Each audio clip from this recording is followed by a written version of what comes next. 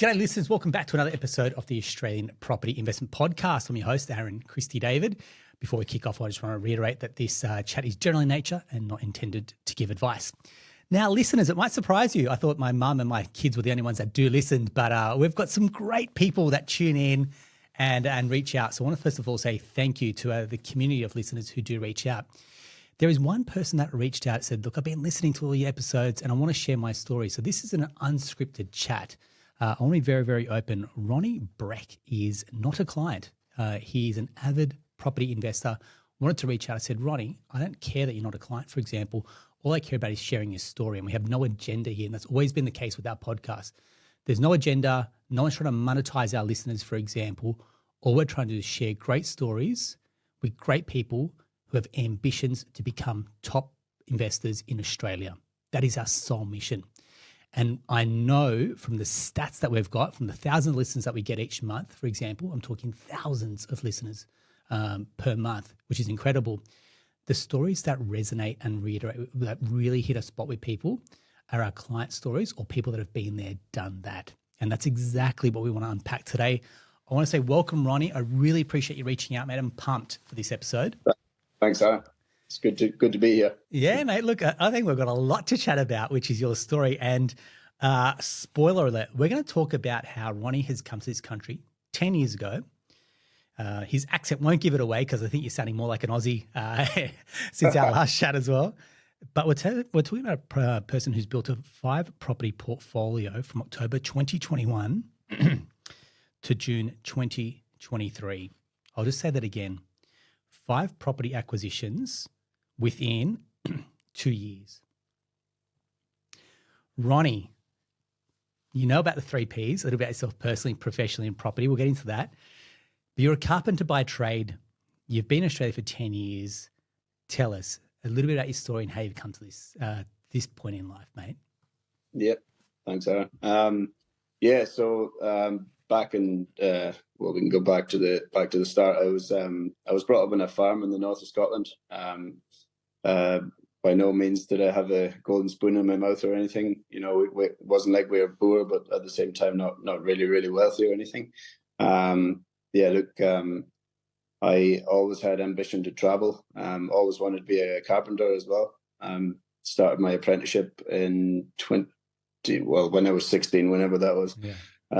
And done my apprenticeship. And back home in Scotland, obviously, as an apprentice, it's bad enough in other countries, but as an apprentice, you know, I was up on roofs, wind and rain and snow and different things. And, you know, within that 4-year period, I was sort of questioning myself whether this is what I wanted to do, sort of thing. So always had travel in my mind, and I ended up deciding to, you know, head to Australia in September 2014. So I took off and landed in Sydney with a mate of mine that was, well, he was actually already in Sydney, but I met up with him, stayed with him for a few weeks. I remember coming, I think back at the time, I think you had to have $5,000 in your bank at the time to be able to come to Australia, I think, and that's basically what I had in the bank. And the first month with my friend Alan, give him a shout out if he's ever listening. But we partied and carried on, and the 5,000 soon disappeared. So I had nothing. So, but look, I always wanted to do my regional work to give me a chance for a 2nd-year visa as well. So ended up going up to central New South Wales in Double. Done regional work up there, and I remember saying to the farmer when I got there, I said, look, I promise I'll work my ass off, but I said, I've got no money. If you can shout me the first week's wage or just to get me some food, I'll be happy with that. And so they did that, and I loved it on the farm. Did my 4 months regional work that qualified me for my 2nd-year visa.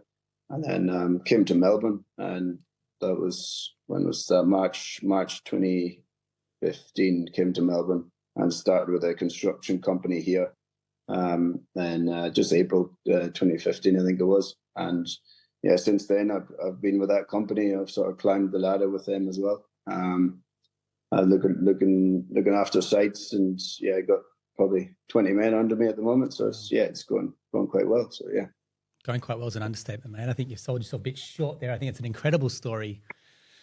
Bit of hunger in the belly is what I hear there as well. So you come to these shores, not a lot of money in your bank account. I mean, anyone tells you $5,000 to survive off in Sydney for a little bit will not get you very far at all. So you chew through that pretty quickly, and then the move to Melbourne. What inspired? Because I mean, look, I'm very biased. Sydney's an awesome city, but and Melbourne's equally great. But what inspired the move, say, from Dubbo to not move back to Sydney and take a gig down in Melbourne? Well, I'll be honest. There was a girl who I knew back home. There we go. Every story starts with there. So she inspired me to come to Melbourne.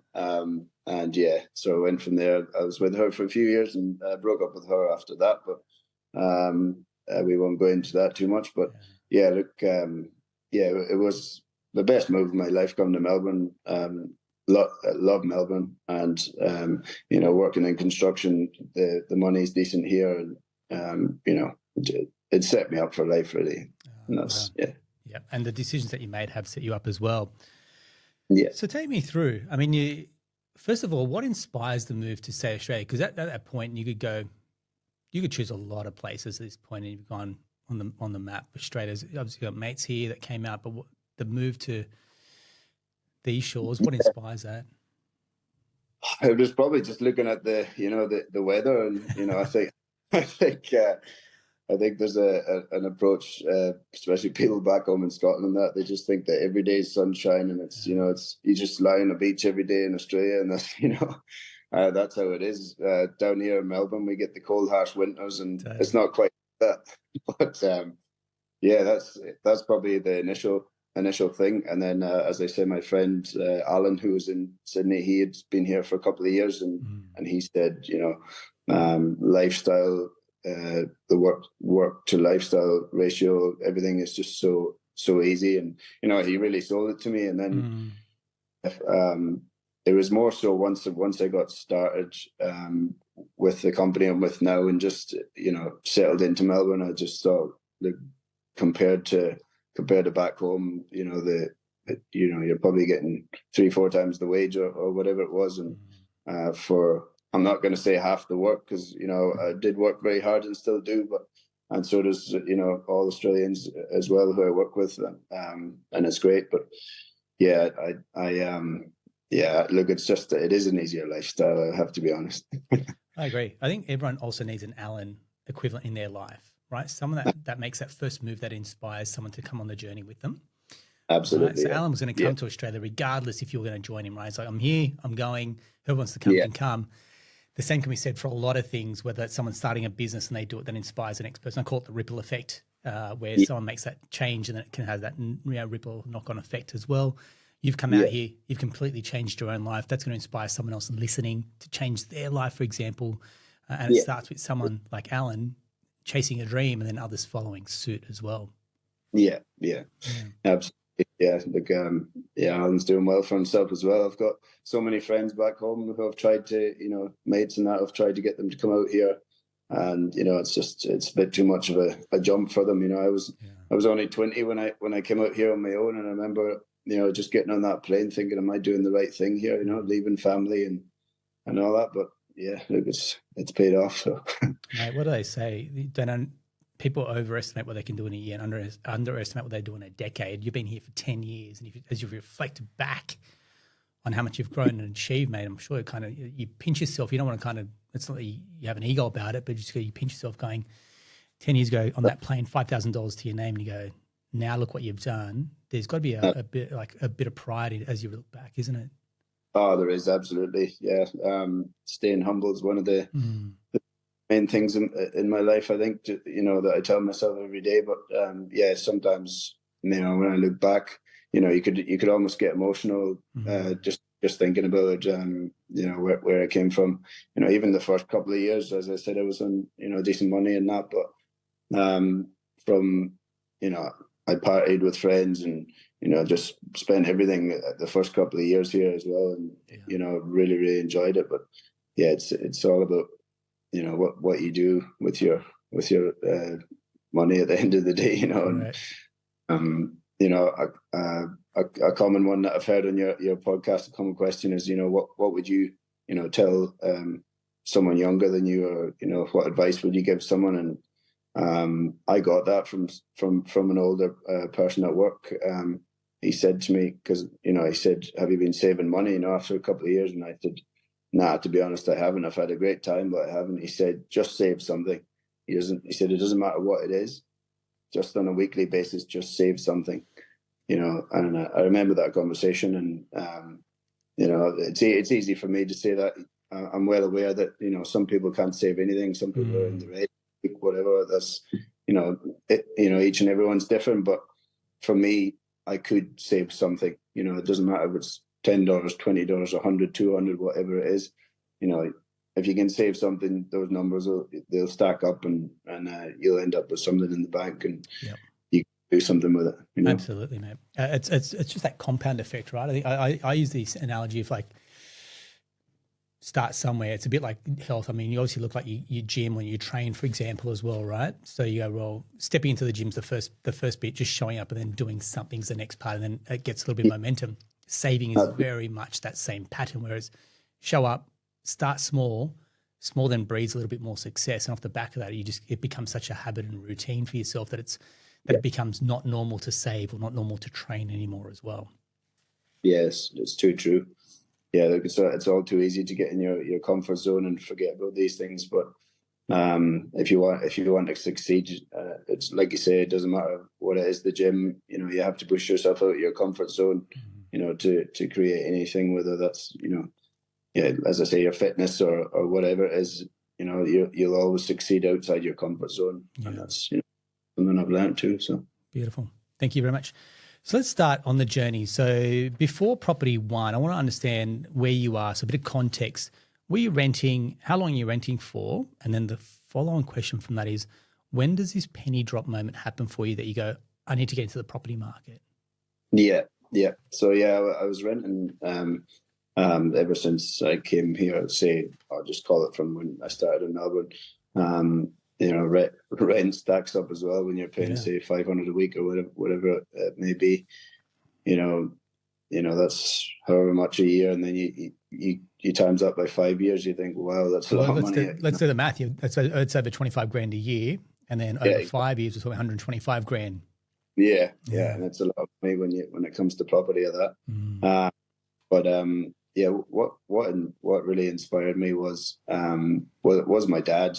He was always told me, you know, you'll never go wrong with bricks or mortar. That was his statement always, you know. And I was 25, and I was driving a Ford Mustang at the time. That was my dream car, and you know, I bought that, and you know, not a lot of money in the bank. I had saved a little bit by that stage. But he rang me up anyway one day, and he said, look, I've got found this property back home. It's just a one-bed house, and I think it would be a good starting point for you. He said, you're 25 years old. You know, I would like you to start into something. I said, look, I think that it was £90,000 was what it was. I said, look, I've probably only got half the money. I said, I don't think I can do it. So what I ended up doing was rang the banks. And as you'll know, Aaron, you know, a lot of banks here, they don't want to give you money to invest overseas. You know, absolutely not. You've broken the first rule in lending, mate. You've told me they're taking the money overseas. Yeah, that's it. So I think HSBC, I did try them, and they did offer me something possibly, and they said, I think the interest rate was sky high on that. So I just said to Dad, look, I can't do it. So that was fine. He rang me a week later, and he said, look, keen to get you going. He said, I'll lend you half the money. If you put half the money in, we'll settle the house. And he said, if you can pay me back as quick as you can. Wow. Obviously, I'd never borrowed money from family or that before, and always looked up to my dad as well. So I thought, if I do this, I'm really going to have to knuckle down. So did that, and then we settled May 2019 on that house, and I was absolutely over the moon. to be honest. And then I just really did knuckle down, stopped going out, sold that Mustang, and Well done. Well done. yeah. And within a 2-year period, I had paid him that money back. Not much of a life now, but I must say, but it was totally worth it. So that was sort of that was paid off, but there wasn't anything special of a house, but yeah, it was something, you know. But I asked myself, I remember looking at the rental yield, and I think it was getting like the equivalent of $700 a month from that little house here, and I was thinking that was 2 years of hard craft and sacrifice, plus all my savings over the other years. I thought, you know, is that $700, you know, gonna keep me alive? No, it's not. So I thought, how many of these 2 years am I gonna have to do this? So I thought, I'm not quite sure if this is the way to do this. So anyway, started chatting with the banks, rang Commonwealth Bank, spoke to another big shout out to Cindy at the bank. She was amazing. And she, you know, started doing the figures with me and stuff. So I said, I told her the situation. She said, well, you can't use that house as, you know, as equity for property here. So I said, look, let's just do the figures and see where it is. And, you know, I did have a little bit of money in cryptocurrency as well at the time. I got a bit obsessed with that over the years as well, and lost a little bit of money. But anyway, it came to, I had $60,000 to put towards something, and that's that. Yeah, so that's what it was. So she said, look, with your income being high, we can, you know, with 60K and do a 10% deposit, you'll pay LMI or whatever. But she said, we'll get you in to something, you know, up to maybe 600K. So I was like, oh, this is brilliant. Here we go again, sort of thing. So as I said, never had borrowed money from a bank. Had from my dad, but I said, okay, let's do it. So started looking at properties. Ended up finding one in West Melbourne, a 3-bed, 2-bath house, and 620 square meter. For me, the land was where, you know, at the time was having a good decent bit of land with it. So anyone that knows me know that I never stop. So I was keen to get something, you know, a little bit underpriced and be keen to do the work on it, you know. Ended up settling on that property in October 21. 550K I paid for it.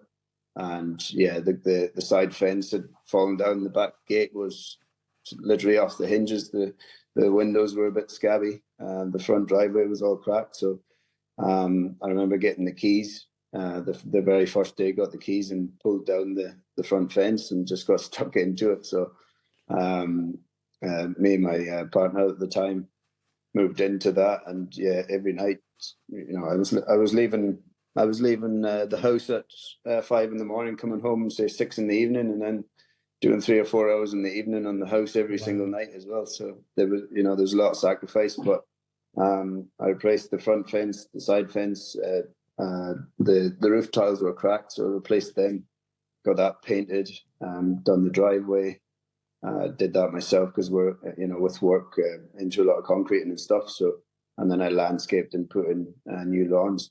So yeah, that was October 21. Came to January, early Feb, and spoke with the bank. They said, oh, we can send someone out to do a valuation. And they said 684K it was valued at. Let's just do the math. You bought this for 550. Yeah. October 2021. And I'll see if we can bring this up on the screen, if that's okay, Grace. And then valued at, what's that, 4 months later, an uplift of an uplift in valuation up to $684,000. Yeah, so yeah, 134. I must say, what did I spend? Roughly 20 to 25K I spent on the house. So the uplift in value was, say 134K minus, say 25, and so you're still 100K in probably 4 months. And I couldn't believe it when I got that. I was just like, wow. So I did kept talking with Cindy at the bank, and I said, look, what can I do with this? And she said, you could buy another property instantly if you wanted with the equity. And I was kind of like, oh, how does that work? Sort of thing, again, just, starting at the bottom. So, as I said, me and my partner was in the house at the time. And at the time we were looking for our dream home. So all was up around northeast Victoria, or northeast Melbourne. So in King Lake, we were looking in that area anyway. Yeah. We've got 2 kelpies. They're closed out of the house at the minute, or you would see them on my shoulders probably. But we just wanted a bit more land and just a bit more lifestyle. So we came out of the investment, or I came out of the investment mindset for a little while, and we ended up finding a house it was 2 acres up in King Lake West. It was 880k. Yep. And we ended up settling on that in August 22. So we were delighted with that. Same thing, the fencing needed done. There was a good bit of work needed done. Older house, older property, fairly run down, but set to and started doing my thing again on that one. Rented out the one in West Melbourne as well. So had a bit of income from that, so I was fairly happy. So we were delighted. Got that one valued. You bought this in August 2022. Yeah, August 2022. Yeah, and then so straight away stuck to done the fencing, driveway, all that stuff again, and a couple of months later I got it valued. Or maybe it was very soon after, got it valued at $1 million. Wow. So we're like, okay, this is good now. So we basically gained maybe 120k minus, minus what we can, or minus what we spent. Sorry. So back to the bank again and said, and obviously I'll say one thing that everyone says you shouldn't borrow against your home, but I did, so a little bit. So I didn't regret it because I'm still moving forward, and you can change these things down the track, as you know. So mate, correct. And it's such a fallacy, isn't it, when people go, oh, I don't want to have any investment debt against my home, and it's I don't know if it's an old wives' tale or where this is kind of rooted from, but people have this great fear around using their home to release equity to go and buy an investment property. Yeah, and you see it all over the place, don't you? Like, it's on podcasts as well. It's you watch YouTube videos, people say never do it, and anyway, that's the thing. I mean, that's personal decision. At that point, I personally can't change people's minds. It's so rude. It sounds like I'm like a snake oil salesperson when I go to say it, but it has weight coming from you because you're going, look, you've got equity there. It's effectively untapped, unused, a bit of a gold mine, and you're able to pull that out. Now, probably where the danger is when people cross-securitize properties, and I see this consistently, where they cross-securitize and then they go to sell it and it causes a bit of a mess to untangle it, right? So that's probably where maybe it comes from. But mate, let's kick on. And I guess the other big one here, which I want to ask you, is people at this point when they're trying to build a portfolio go, don't go and buy an owner rock property, and here you bought one for $880,000, and they're going, you've broken the golden rule of like investing, and you've taken on this a relatively large owner rock loan. Yeah, exactly. But that hasn't stopped you because you kept going. Yeah, it kept going. Yeah. Cindy at the bank, she did say, look, and I know I keep saying the bank, that's another no. Keep going with the same bank. It's whoever gives you the money. Yeah. Yeah, that's it. That was keeping me going at the time. Yeah. And I was new to it as well, and Mate, you're lucky that you found someone like Cindy though at a bank, someone that's pretty switched on. Yeah. Right? Yeah. Like someone that's like, hey, look, you can go again. They're pro property. They're helping you buy. Like, she's obviously very good at her job. Yeah, for sure. She said that you actually have enough equity still from your other property to get another one. So it wasn't a lot, but I think she maybe set up to 200k at the time straight away. So I sat down with my partner and I said, look, I would like to buy another one. She was kind of like, oh, hold on a minute. I think this is getting too much. What happened? What happens if all falls, or all fails, sorry. And I said, look, I think we're on the right track. I said, I'm getting fairly obsessed by this, as she knew anyway, but I said, I'm listening to podcasts like your one, Aaron. I was into that. And I said, I'm just watching YouTube videos. I really think it's the way forward. We need to, while we can, we've got the good income, we need to keep going. And anyway, because of saying up to 200K, she said, or I started looking in cairns, and obviously my partner mentioned this to her mum, and she said, yeah, look, my mum's said that her financial planner has said, do not invest in cairns. It's a dud city and all that kind of stuff. And I was saying, but you need to understand rental yield here and things like this. I said that the numbers are really stacking up for me. And I said, I know maybe cairns, I don't think it's going to completely drop in value as such. Like, we're talking just a 1-bedroom apartment. I said the yield is good, and I sort of explained that. And anyway, she ended up agreeing to me. She said, all right, then just do it. So I'm going to jump in there. That takes a lot of conviction here, Ronnie, because you're coming up against her mum's financial planner, which obviously has a fair amount of clout. Yeah. And then you're coming up against the partner who's going, hey, look, I think this is risky. The financial planner thinks it's risky. In turn, probably her mum thinks it's risky, and you're going, you have to kind of sell this idea in, and you're going, let me push ahead, but you've got these headwinds, right? Yeah. Look, and she did. She did. I'll say more about that in a minute, because it's. But yeah, I'll keep going. Look, so I ended up finding a property.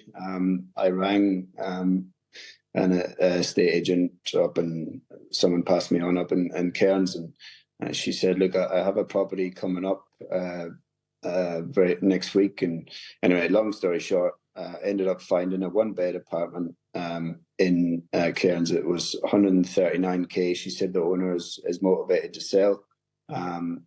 It's you'll be able to settle fairly fast, etc., etc. I did the numbers, and I thought 139K isn't a lot of money to put down. Obviously showed the missus, and everything. Everything was everyone was happy eventually. And I was looking at that, and it said up to 300 per week income from that for 139K, and I was thinking, wow.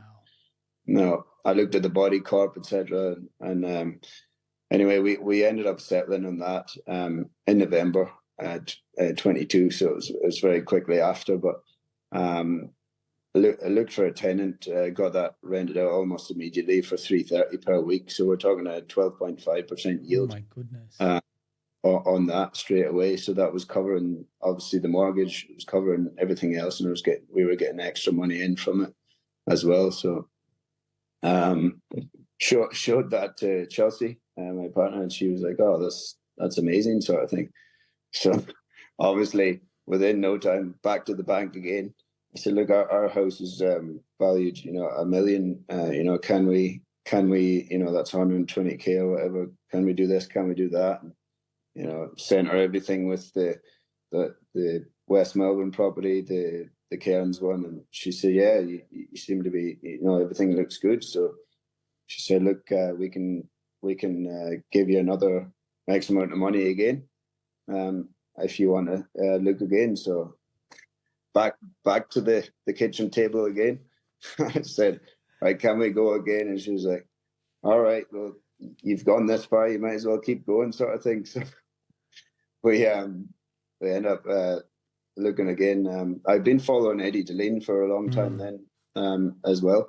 And inspired, obviously, Eddie was on TV. I know Eddie did a podcast with you as shout out to Eddie. We'll include a link to Eddie's podcast as well, mate. Thanks. Yeah, no worries. And yeah, I ended up reaching out to Eddie, and what it was, going back to what I was saying, was about saving something. A few years back, someone said to me, there's this app called Raise, and it's basically rounds up your money. So if you go to the shop and you spend $8 on a loaf or something, it rounds your money up to $10. So it takes $2 out or whatever it may be, or $90, it takes $10 or whatever. And then you can just set a reoccurring amount of money into that as well. So I started doing that and never looked at it really again, put an X amount in every week. So coming to this point, Cindy at the bank again, she did say to me, you need a small deposit for this one. We can use equity, but you're going to need a deposit. So I said, well, I've got 25K in this raise account. Don't get me wrong. I know this is an external app, but and you would be better off having it in an offset or something like that. But it was discipline for me. Well, it's out of sight, out of mind, isn't it? Yeah. Yeah. So had my 25K. So she said, yeah, so we're good to go. So this was still late November, say. Spoke with Eddie. He found a property and we settled on a property in February 23. So it was a 3-bed, 2-bath townhouse for 298K. At the time, Eddie was telling me, this can be rented up to 500 a week. And obviously the Perth market has started to go crazy, with the rental market and everything else, as we all know. And so settled on that in February, as I said, and we got it rented out again almost immediately for 600 a week. Wow. So that was 600 for a year. I think we got something like 30 or 40 applications on it straight away in Perth, because it was just crazy. But yeah, if doing the calculations, that was 10.5% yield again. They're high numbers. So the 10.5% yield covered everything. The mortgage, as I say, it was body corp on that one. Another thing with Eddie is, he has a different approach to, how you go about property. Some people say it's all house and land, and I'm not saying anything against that. Of course, house and land is great, but Eddie always said, a unit, if you can make a couple of $100,000 on a unit or something, why not? What's the issue, sort of thing. So we went ahead with that one, delighted with that. And then obviously, as I keep saying, back to the bank again. I said, look, this is we've got a bit of income from this one and the last one. So we're done the figures again. And Cindy said, small deposit again needed, but with using equity again, we can go again. She said probably give you maybe 250 or something on memory. So I said, all right, okay. So by this time, Chelsea was starting to really, get into it, like me, and backing me all the way. So it was great. So fast forward to I went with Eddie again. Yep. He said, look, if you want to go unit again, something, a bit less, obviously, because I couldn't borrow too much, said 228K it was in Fremantle in WA again. And that one could be rented up to, I think he said something like 320 or whatever it was. So June 23, we settled on that one. 360 per week we got it rented out for, so another 8.2% yield, another pretty good yield with that. And so that's what took us to there. If we go back to the 3-bed in Midland, that was bought for 298, and I got that valued a couple of months later for 384, and today it's up to 420. So from February last year. So those numbers are really stacking up as well. The 1-bed unit, as I just mentioned, for 228, that one's now worth 300 as well. So yeah, it's been a fair journey, Aaron. But yeah, what I was going to say about my partner Chelsea, the laugh we had a minute ago was sitting at the table from that property in November 22. And her saying, wait a minute, we could, this is not a good idea. to this year. We do a thing every year at New Year. We sit and say, Awesome. what was the best thing about your year gone past? What was your worst thing? And what's your hopes for the future? And her hope for this year. Sorry, what's your hopes for the coming year? And her hope for this year was to get 2 more properties. Awesome. Awesome. And just by sheer the power of talking about this together and putting it out there, it's not even like we need to make this happen. It's going to happen, isn't it? Absolutely. Yeah. Absolutely. Yeah. Like we've come to a point, like we are saving for a wedding at the end of this year. So, these things all come in the way as well. So it probably has slowed us down a little bit, but we're already, in talks with broker and the bank, but just rearranging things. And yeah, we're looking at buying very soon again. So yeah, mate, well done. Well done. Let's unpack this a little bit more now. Where I see things start to come unraveled is when complexity becomes the enemy. Were any of these properties bought through a trust or a company or a different entity, or these bought in individual names?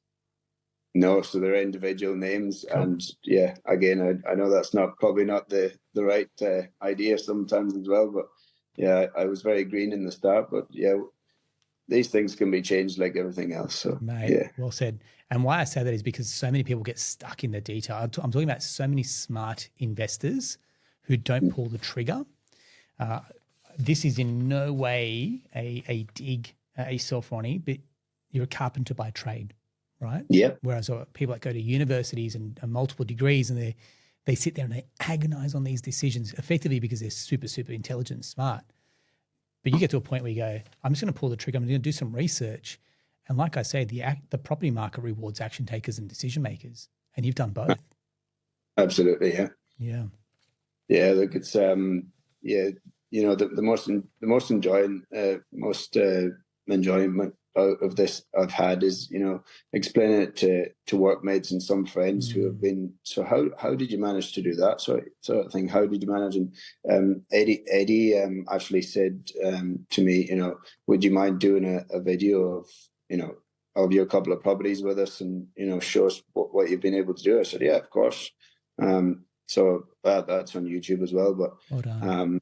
I done that with them, and a couple of my friends saw that or whatever, and it was just like, how did you possibly do that? And it was explaining, just the whole thing to them, and one in particular went from the parties every weekend to saving a little bit to getting into and now he's got a couple of properties within a year sort of thing, and it's actually so rewarding just being able to help people like that.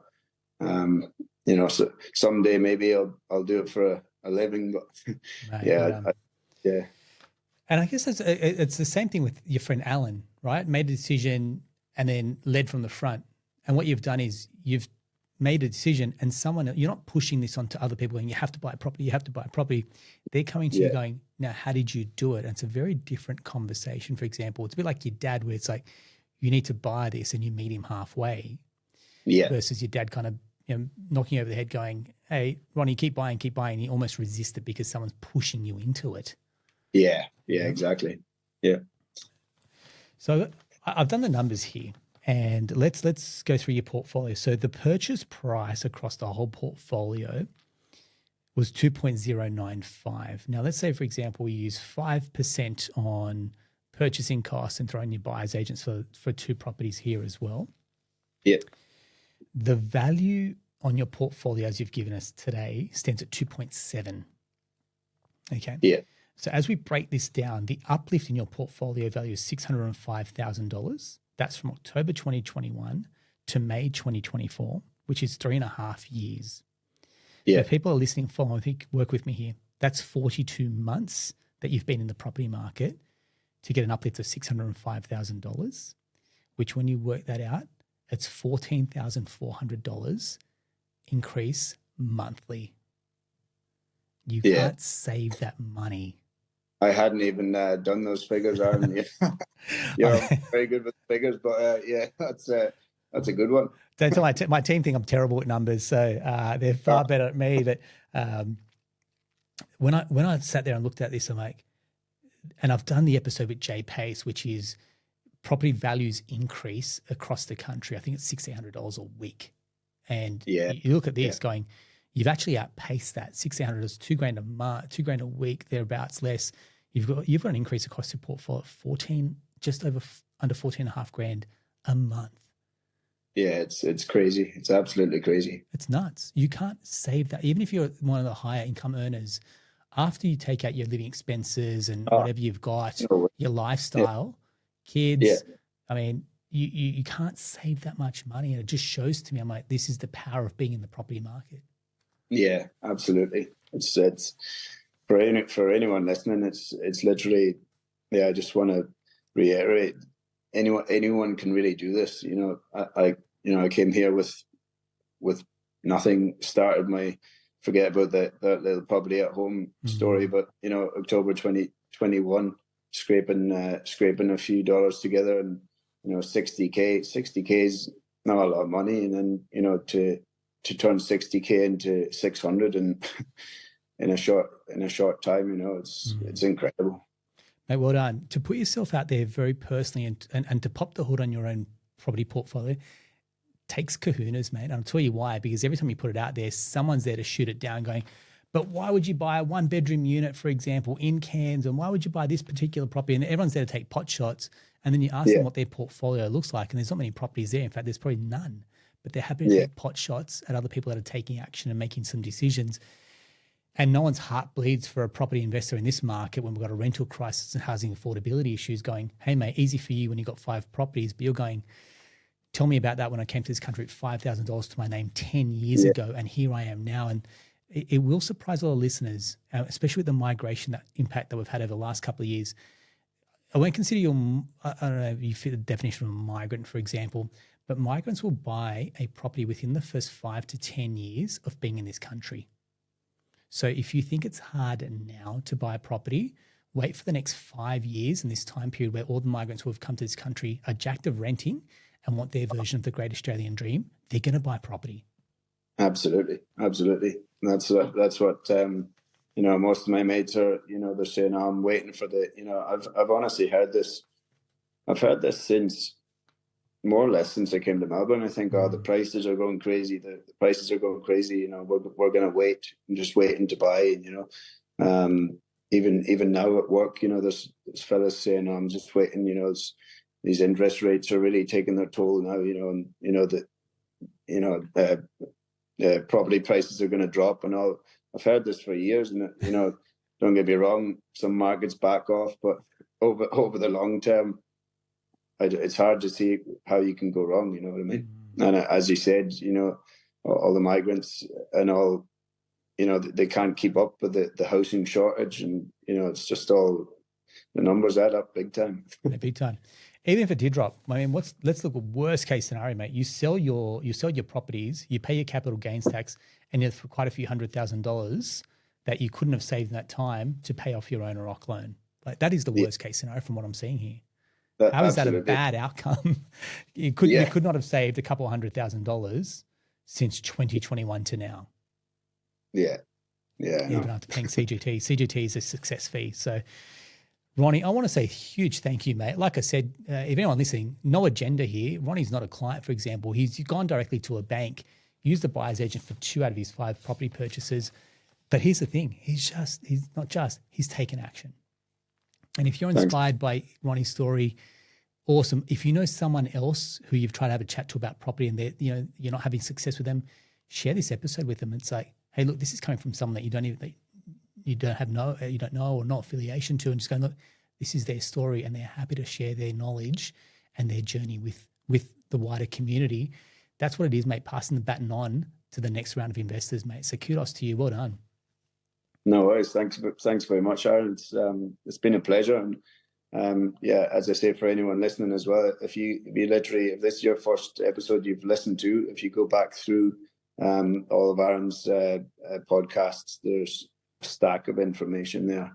I've listened to almost all of them, and you can literally scale up your mind and everything else and get yourself prepared. Just there's such a range of things on there. So yeah, you're a legend, mate. Thanks. What it is, and That's the thing with the podcast. When I'm talking, I think they say is as long as you can talk to one person out there and that message then resonates and connects with someone, then mission accomplished here. So I'm not about subscriptions. I'm not about engagement. I'm about just kind of, if I can have a chat with someone that can digest this in their own time, that's convenient to them at a time that suits them, my mission is accomplished here, Ronnie. So I want to say, mate, love your stuff. I can't wait to see what the future has in store for you, buddy. Go well. Thanks, Aaron. Thanks, guys. That's a wrap for another episode. If you've got questions or you're an investor that wants to share their story, drop us a line. You've got our details. Hit us through our social media as well. I'll talk to you soon. Thanks.